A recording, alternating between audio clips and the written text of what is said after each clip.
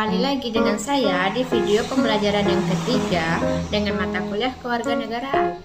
Oke, di sini saya akan menjelaskan materi dengan judul pengertian demokrasi dan bentuk-bentuk demokrasi. Baiklah, ada 4 topik pembahasan yang akan saya jelaskan. Yang pertama, pengertian demokrasi. Yang kedua, pengertian demokrasi menurut para ahli. Yang ketiga, bentuk-bentuk demokrasi. Dan yang keempat, contoh dari demokrasi. Oke, pembahasan pertama yang akan saya bahas ialah pengertian demokrasi. Apa yang dimaksud dengan demokrasi itu?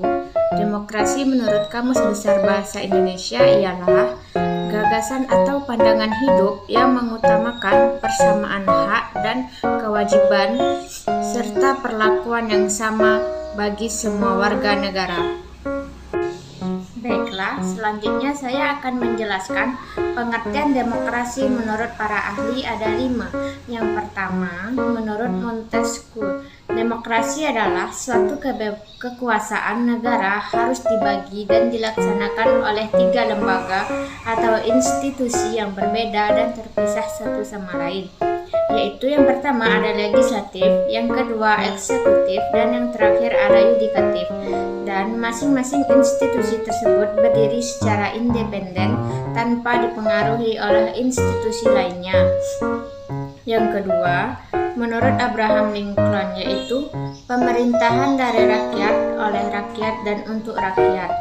Dan yang ketiga, menurut Aristoteles, ialah suatu kebebasan atau prinsip demokrasi adalah kebebasan. Yang keempat, menurut Aristoteles, ialah suatu bentuk pemerintahan rakyat karena kekuasaan pemerintahan melekat pada rakyat. Dan yang terakhir, menurut International Commission of Justice ialah bentuk pemerintahan di mana hak dalam membuat suatu keputusan politik harus diselenggarakan oleh rakyat melalui para wakil yang terpilih dalam suatu proses pemilu. Baiklah, kesimpulan dari pengertian demokrasi ini ialah sistem pemerintahan yang mengizinkan dan memberi hak kebebasan kepada warga negaranya untuk berpendapat dan turut serta dalam pengambilan keputusan di pemerintahan. Oke, selanjutnya saya akan menjelaskan bentuk-bentuk demokrasi. Seperti apa bentuk-bentuk demokrasi itu? Oke, yang pertama ada demokrasi menurut cara aspirasi rakyat. Demokrasi ini terbagi menjadi 2, ada demokrasi langsung dan ada demokrasi tidak langsung. Bentuk dari demokrasi langsung ialah sistem demokrasi yang memberikan kesempatan kepada seluruh warga negaranya dalam permusyawaratan saat menentukan arah kebijakan umum dari negara atau undang-undang. Dan bentuk dari demokrasi tidak langsung ialah sistem demokrasi yang dijalankan menggunakan sistem perwakilan. Maksudnya ialah hal yang akan dilakukan saat rakyat bisa memilih siapa yang akan mewakili suara mereka di parlemen. Yang kedua, ada demokrasi berdasarkan prinsip ideologi. Nah, demokrasi ini terbagi menjadi 3. Yang pertama, ada demokrasi konstitusional atau liberal. Bentuk dari demokrasi ini ialah demokrasi yang berlandaskan pada kebebasan atau individualisme. Yang kedua, ada demokrasi rakyat.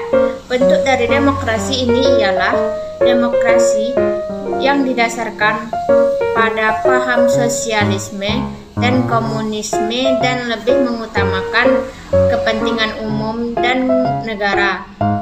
Dan yang ketiga, ada demokrasi Pancasila.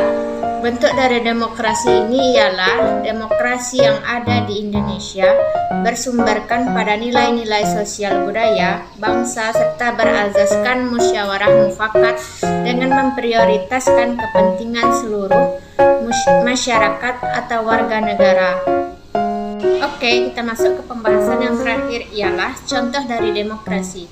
Apa saja contoh dari demokrasi itu? Yang pertama, ada demokrasi menurut cara aspirasi rakyat. Demokrasi ini ada dua macam. Yang pertama ada demokrasi langsung. Contohnya, ikut mencoblos saat pemilu atau pilkada dan memilih secara langsung ketua kelas. Yang kedua, ada demokrasi perwakilan atau tidak langsung. Contohnya ialah pembuatan undang-undang yang diwakili oleh anggota DPR. Yang kedua, ada demokrasi menurut prinsip ideologi. Demokrasi ini terbagi menjadi tiga. Yang pertama ada demokrasi konstitusional. Contohnya, rakyat bebas untuk menentukan sendiri di mana dia ingin menempuh pendidikan tanpa campur tangan pemerintah. Yang kedua, ada demokrasi rakyat. Contohnya, demokrasi ini lebih mengutamakan kepentingan umum atau negara seperti pelaksanaan gotong royong. Dan yang terakhir, ada demokrasi Pancasila. Contohnya, demokrasi ini tidak membeda-bedakan teman dengan segala latar belakang, menghargai dan menghormati hak serta kewajiban sesama manusia. Oke, terima kasih sudah menonton video pembelajaran saya yang kali ini. Lebih dan kurangnya saya mohon maaf. Saya akhiri. Wassalamualaikum warahmatullahi wabarakatuh. Bye-bye. Oh iya, semoga bermanfaat ya.